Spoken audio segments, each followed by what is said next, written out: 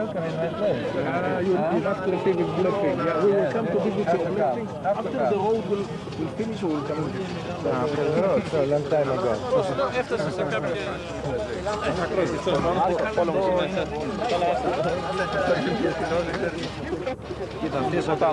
אחי, על המוזיקה.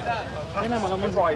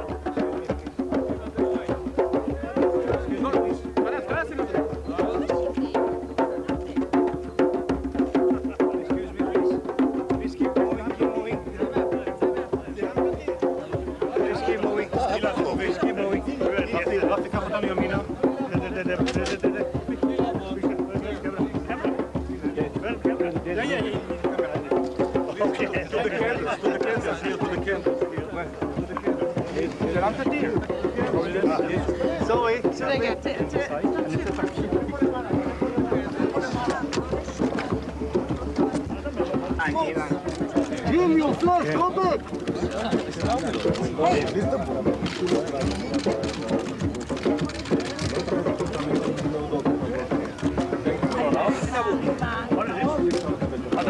We'll do it after.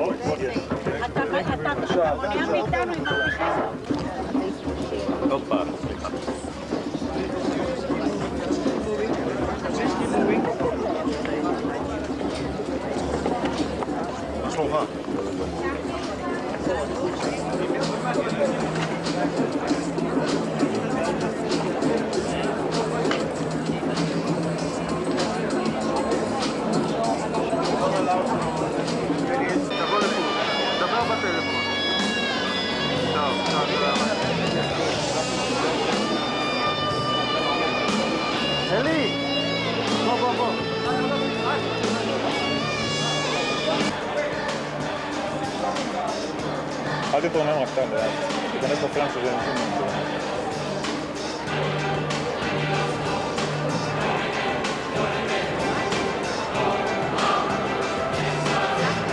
נציג הרשות הפלסטינית, מכובדיי, כבוד גדול ניתן לי להיות יושב ראש של ועידת ג'ובילניום הבין-דתית לשלום, distinguished religious leaders and representatives, Minister of Tourism of the State of Israel, Mr. Amnon Shachak, Mr. Bassam Abu Sharif of the Palestinian Authority, distinguished ladies and gentlemen, it is my special honor to welcome you as chairman of this Jubillenium Interfaith Conference for Peace in the name of the organizers, the Interreligious Coordinating Council in Israel and the Jubillenium Organization. In the words of the psalmist, I greet you, welcome and blessed are you in the name of the Lord, maker of heaven and earth and all that is in it. Regrettably, my Italian and Arabic do not yet match my command of Hebrew and of English, and I am happy to have the assistance of Mr. Raphael Luzon, who will convey these initial greetings in Arabic and Italian. سيداتي سادتي أهلا وسهلا بكل القادة الروحانيين والدينيين من جميع أقطار العالم الذين جاءوا لحضور هذه المناسبة التاريخية أجل احتفالات الجوبيلينيوم وتقدم السلام بين الأديان وبين الشعوب. نحن موجودون في مكان له أهميته التاريخية في البلاد المقدسة لأجل افتتاح احتفالات الألفين. الاحتفال القادم سيكون في نهاية السنة. Illustri ospiti, signore e signori, monsignor. Benvenuti e benvenuti. It is what's often called in good Chinese. First of all, from Cardinal Etchegaray, who is the president of the celebrations for the Jubilee, the year 2000, who is represented here by Monsignor Bishop Michael Fitzgerald, who we will hear from shortly. But Cardinal Etchegaray sent a special message for this gathering, for which we are very grateful. Similarly, Senator for Life, Giulio Andreotti, is not able to be with us this evening as he had planned, and he sent us also a special message conveying his apologies and his best wishes for success in this really unique and very special gathering. It's appropriate that those who are hosting us be given first recognition, and we are hosted here in this remarkable location by the Israel Nature and National Parks Protection Authority, and it is my pleasure to invite for a very brief greeting the representative of the executive, נציג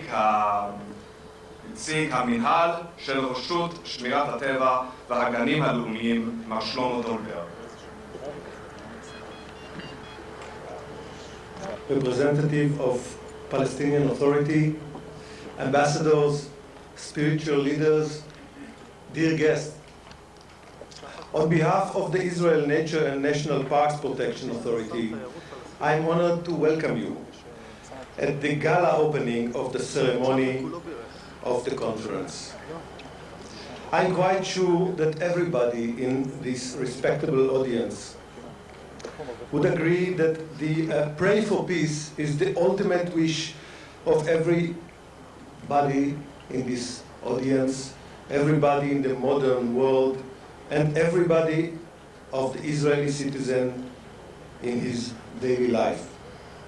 I wish that the combination between your pray for peace and your visit to Israel will lead us to a better world with good protection of the surrounding nature and heritage. Wherever you travel, please remember, we, the Israel Nature and National Parks Protection Authority, protect for you the national heritage and the holy sites. We protect them for you, and we expect you to come back, you, your communities. Please be our guest at the near future. Thank you. Good evening for everybody. The axiom stated by a leading modern theologian, no peace between nations without peace between the religions. However, this gathering is predicated on more than this. It expresses the conviction that the authentic message of our different religions is precisely the common aspiration for peace. Indeed, the religions whose cradle is this land and region declare that the divine name itself is peace. We pray that our deliberations will inspire us to ever greater achievements to ensure that the new era ahead will lead us towards this goal. However, at the very least, this remarkable gathering serves as testimony of the interreligious cooperation and harmony that is possible and is imperative for world peace. For this, I thank all of you who have traveled from near and far to participate in this Jubillenium Interfaith Conference. A special thanks to the Friends of Tibet in Israel who made His Holiness the Dalai Lama's presence possible. We are also particularly delighted to have an impressive delegation of Christians, Muslims and Jews, especially from Nazareth, convened by Mrs. Nuhakawa. We trust that their example and this occasion will help ensure that interreligious harmony, tolerance and peace will prevail in that historic city as well as all across this land and throughout our world.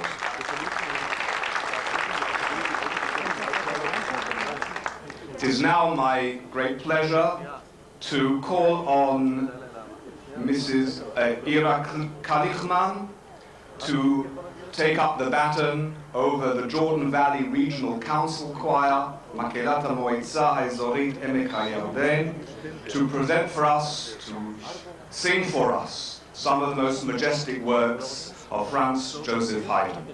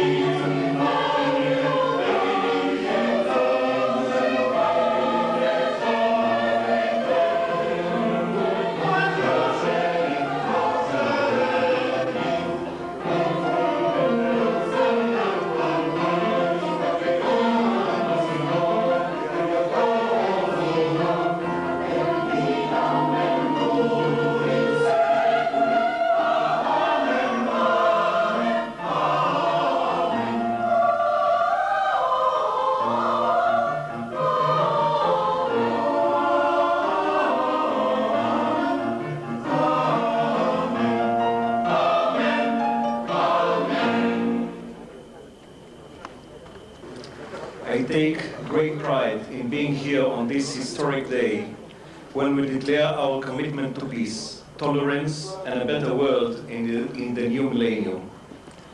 We are now at the end of almost 1,000 years of war. It has been an era where all leaders had to fight violence and hatred. Today, as Minister of Tourism and as a member of the Israeli government and as a former chief of the General Staff, I am filled with emotion as I look at you, members of religions from all over the world, people from so many different nations who have chosen the Sea of Galilee as the place to call for peace, unity and tolerance. At this place, you are going to try to find out how to beat swords into plowshares. Our forefathers have fought 1,000 years of wars. Only in the last decade, more than 110 million people lost their lives in wars, most of them innocent civilians. But today, it is our duty to our sons and daughters and to their children to make the future a future of peace. The Galilee is one of the most beautiful and peaceful regions in the world, a place where miracles are known to have happened for 2,000 years. From this place, I hope that a new message of peace will come forth, creating a world where the wolf shall dwell into the lamb, and where nations shall not lift up swords against nation, neither shall they learn war anymore. Let this be the miracle of the year 2000.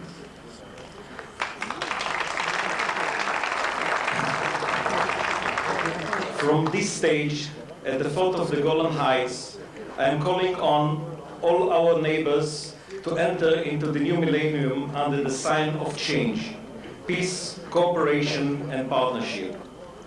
I have come here to strengthen and encourage you, and to ask you to spread the message of a global peace and fraternity. Make this your personal commitment, your religious commitment, and a human commitment.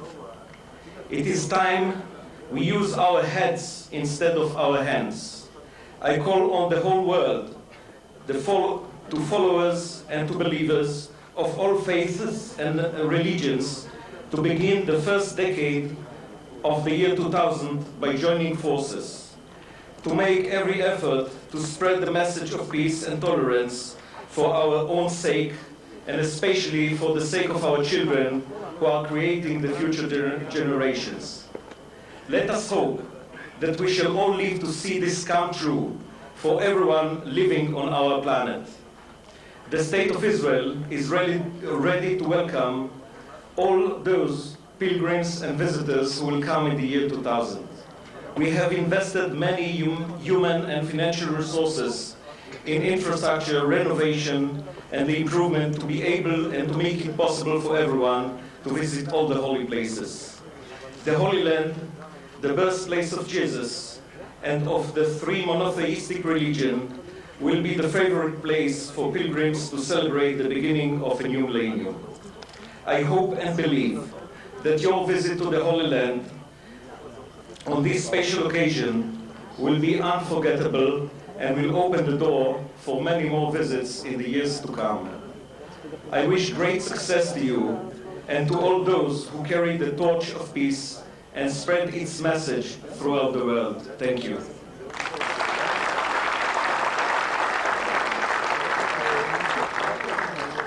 I now have pleasure on calling on Mr. Bassam Sharif.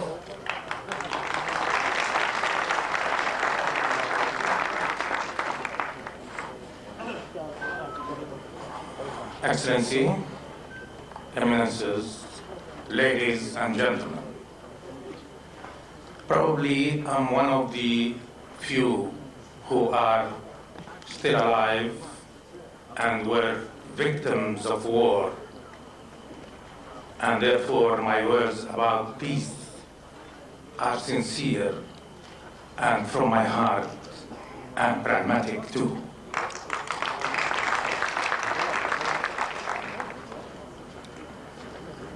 If peace in the world, all over the world, would take courage to achieve peace in the Middle East between Israelis, Palestinians, and the Arabs, need on top of the courage, wisdom and vision. It is this land the Holy Land itself, from which Christ has spread all over the world his call for peace and love. And this land is still giving blood and pain to its inhabitants, and we should put an end to that. When I say courage, and I hope Israelis would listen to my sincerity, courage means taking decisions that are not only painful, taking decisions that are noble, because with the 21st century, no civilized human being should accept to occupy another people or another people's land. Courage means that we, the Palestinians and the Israelis, should not allow at all a few extremists, terrorists, to destroy the future of our children and grandchildren. As for wisdom, to be wise is to know that this land of civilization, this land that had been honored by Jesus Christ to be born on it, this land which is holy for Jews, Muslims, and Christians, should give wisdom to its inhabitants and to put an end to all sorts of injustices that are and were done to any Jew or Muslim or Christian. As for vision, ladies and gentlemen, let me tell you, I think His Excellency knows as much as I know that Israel and Palestine are poor countries. We have no petrol, no gas, no uranium, no gold, no nothing.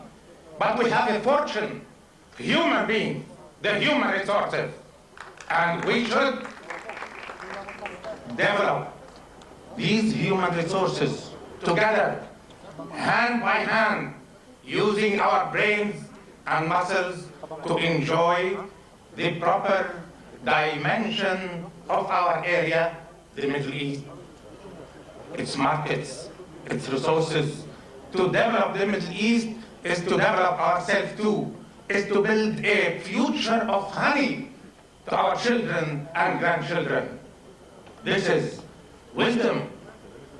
This is how we should see things and should not allow the limited, egoistic, individual, immediate interest and profits conquer the future vision of happiness for the majority, honey for the majority, and no sour to anyone.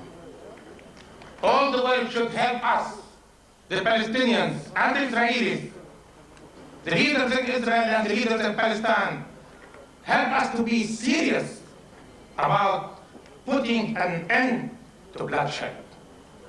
I heard a lot of people talking in the bus and in the hall about being against war. And now I heard His Excellency saying we shouldn't allow war anymore to come back to this region. And I agree fully, no more war. But a necessary precondition for putting an end, an everlasting end for war, is to eliminate the results of previous wars and occupation. Let's turn this holy land into a real land of peace, a land of honey, a land that will give my children, your children, our grandchildren a better future. And thank you.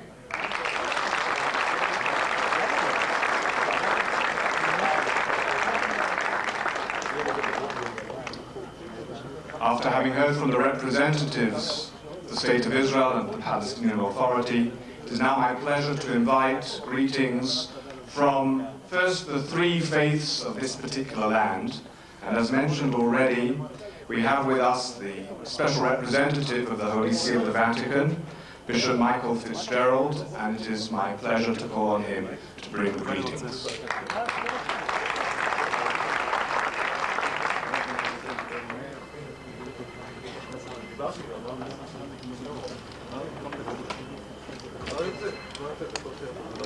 Your Excellencies, dear friends, I'm delighted to be here and to be able to read to you this short message, because it is really a pleasure for me to be present for this important conference and to bring these greetings to the very distinguished gathering. And I bring these greetings in the name of His Eminence Cardinal Roger Echegaray, the President of the Commission for the Great Jubilee of the year 2000. We are here for a Jubillenium conference, and Jubillenium combines the message of the Jubilee with preparation for the coming millennium.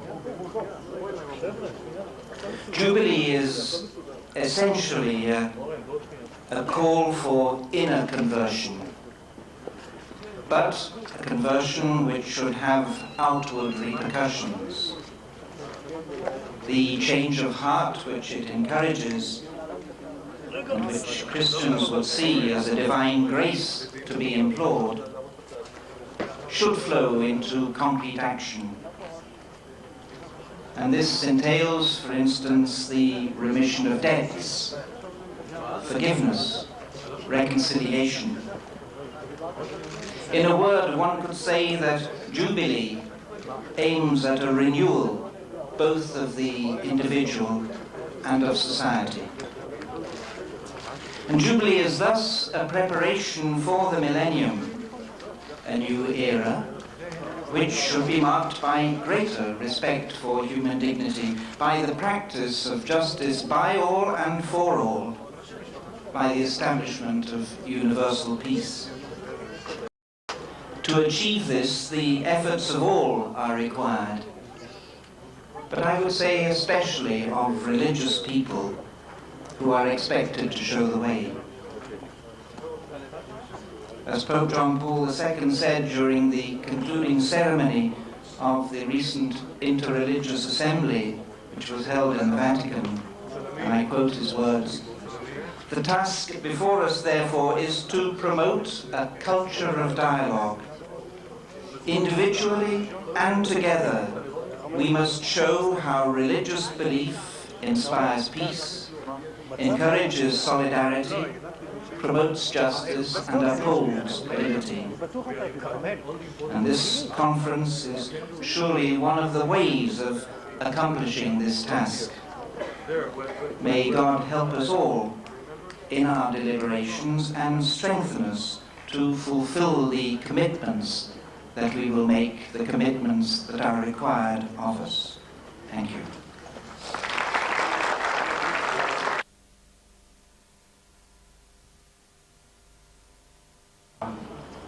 My life, my history makes me believe in God. I wouldn't be here if there wasn't a power over me, over my country, and over all people of the world. I don't want to really speak as a religious person right now. I want to speak as a human being.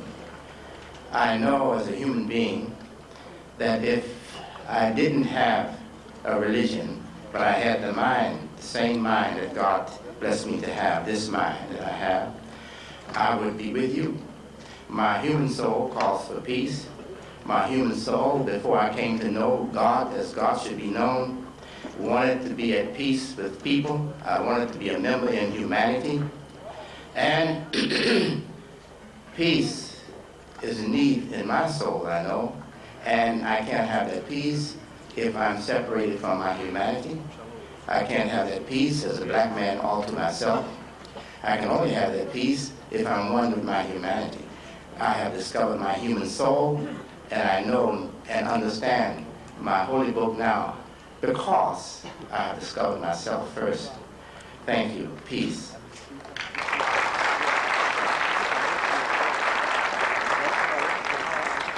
And now it is my pleasure to call, representing the Jewish participants from abroad, to call on Chief Rabbi René Samuel Shmuel Sirat, former Chief Rabbi of France and President of the Conference of European Rabbis.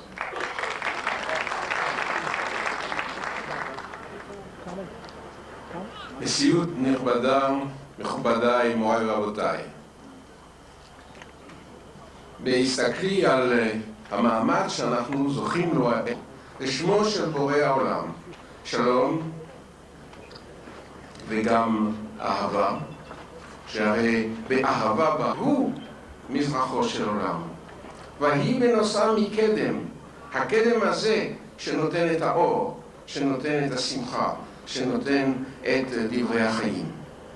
והנה מה שקרה, שהקדוש ברוך הוא בלט לאותו קדם, לאותו מזרח, לאותו רעיון, לאותו אור, בו יבוא, זה... Coming together we demonstrate, and now having heard from the three Abrahamic faiths, I think it behoves me to recognize that we live in a land where there are additional faiths as well.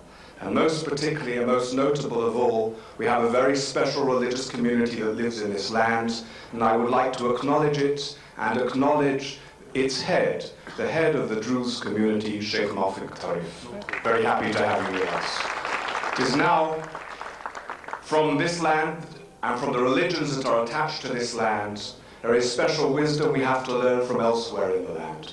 And it is, of course, a very special honor to have with us His Holiness the Dallai Lama, who I now call on to bring his greetings as the culmination of the religious spokespersons.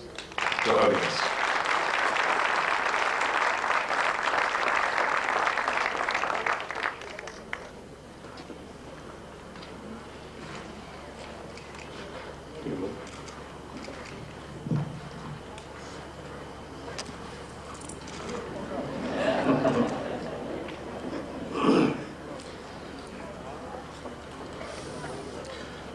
네, 샤라체데 에나 출루면서 망고치기 때문에 템손나체 엔 데이지 상에도 자 시즈달야 갈로나데 타레 마라제 주샤카주. I'm extremely happy to be here in this unique and sacred place where religious leaders have gathered to talk and discuss about peace.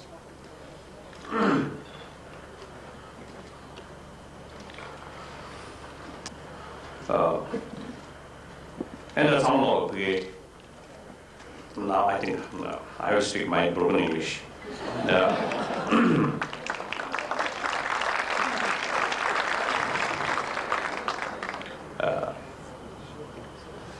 I feel and also notice, I think, in many people, old, young, believer, non-believer, I think many parts of the world, there are, I think, real effort to achieve genuine peace, genuine lasting peace. I think as a result of human experience, which we learned our 20th century experience, I think in certain field, great achievement and bring more prosperity and happy, joyful.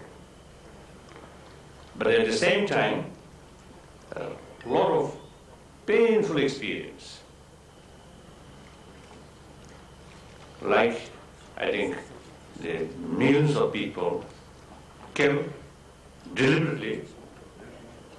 Sometimes, you see, people consider a person who really eliminates millions of people, sometimes people feel there's a hero. I think there's a wrong sort of, I think, conception. if one individual, they're under desperate situation, killing one person, we call murder. But if you see someone killed millions of people, sometimes people call hero. I think very sad. Anyway, because of these, I think a lot of experiences, I feel humanity becoming more mature. I think we fed up killing one another.